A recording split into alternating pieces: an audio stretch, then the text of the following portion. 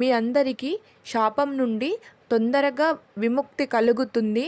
కానీ ప్రభాస వసువు భూమిపై చాలా కాలం నివసించవలసి ఉంటుంది అని చెప్పారు. అప్పుడు వసువులు భూమిపై జన్మిస్తే శాప విముక్తులమవుతామని తెలుసుకుని గంగాదేవి దగ్గరికి వెళ్ళి వేడుకున్నారు. మేము మీ కుమారులుగా జన్మిస్తాము.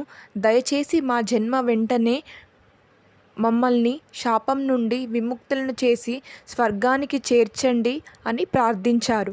గంగాదేవి వారి ప్రార్థనను అంగీకరించి రాజు శంతనుని భార్యగా మారి వసువులకు జన్మనిచ్చింది. జన్మనిచ్చిన వెంటనే 7 పిల్లలను గంగలో ముంచేసి వారికి స్వర్గం కలిగించింది. తరువాత 8వ కుమారుడిగా పుట్టిన